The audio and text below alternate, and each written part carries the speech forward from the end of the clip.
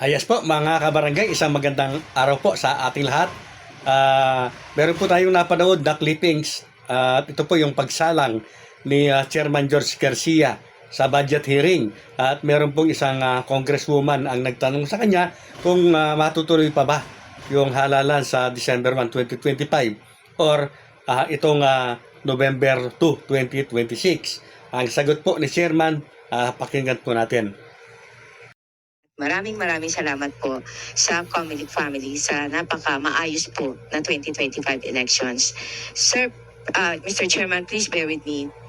Naipangako po ko po kasi sa aking mga kadistrito na pag ako po ay napigyan ng pagkakataon na makausap po ang chairman ng Comelec ay tatanong ko po.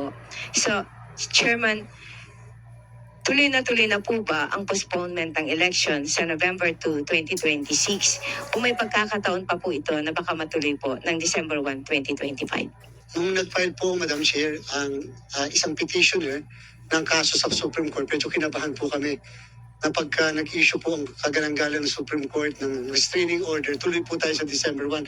Kaya hindi po kami huminto sa lahat ng preparations. Subalit nung maglabas na po ng initial order ang ating kataas-taasang hukuman, ang sabi po niya, komento lang.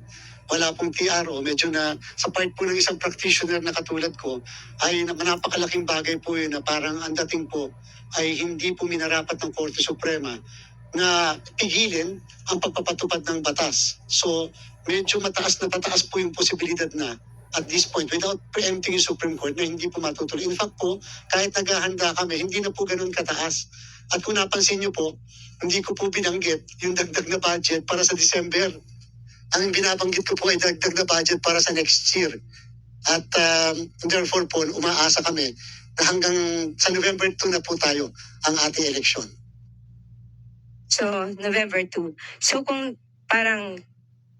pero kung narinig ko kasi kanina, kung matutuloy sa December 1, ready naman po ang Comelec. Ready po kami except po doon sa dagdag na budget. Budget for the Para August 1 to August 10 na 2.8 million Yes na po. kabataan na nag-register. Tama po kayo, Okay. Madam Chair. Pero kung matutuloy po siya sa November 2, 2026, may dalawa po tayong senaryo.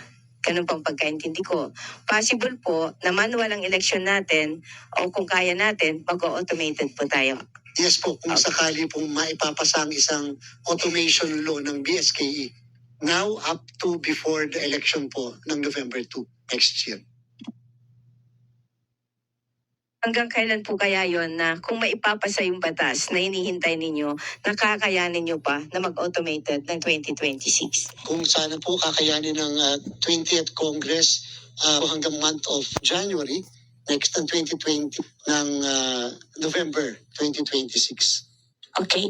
Ipagkakaintindi ko po sa inyo kanina, pag manual po tayo at included yung 2,000 na additional na allowance ng mga teachers, and i-consider po natin yung 2.8 na nag-register ng August 1 to August 10, plus yung magre-register ng October hanggang July next year na mga 4 million po yun. So, kakailanganin po natin ng karagdagang pondo dahil lumaki nga ho ang botante, so dadami ang balota, dadami ang ballot box, magdadagdag ng presinto, magdadagdag ng teachers and others.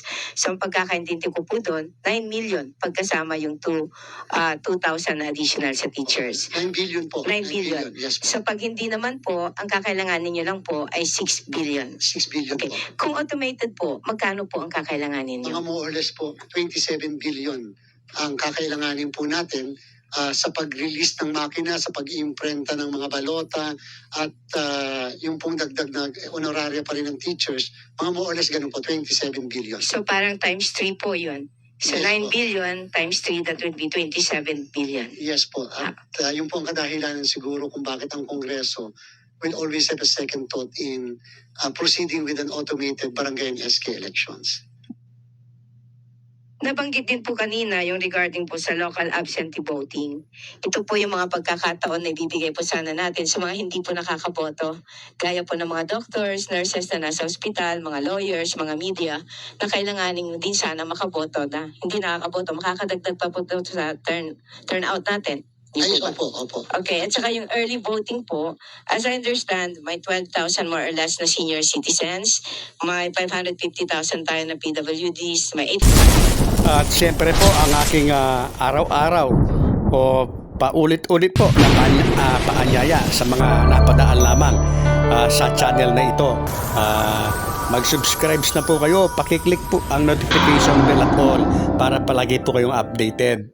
So yan po ay isang kaganapan mga kabarangay nang sumalang sa budget hearing itong si Comelec Chairman George Garcia.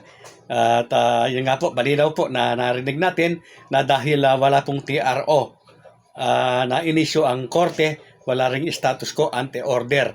Siyempre po lawyer daw po siya, kaya alam po niya ang feeling niya na mas nagpapabor ang RA 12232, or ibig pong sabihin ay mas malamang po para sa kanya na matuloy na po ang halalan sa November 2, 2026. Mga kabarangay, bagamat lahat po tayo at kahit si George Garcia po, ang ating Comelec Chairman, kahit po yan ang kanyang pakiramdam, ay hinihintay pa rin po niya talaga kung ano ang magiging desisyon po ng korte.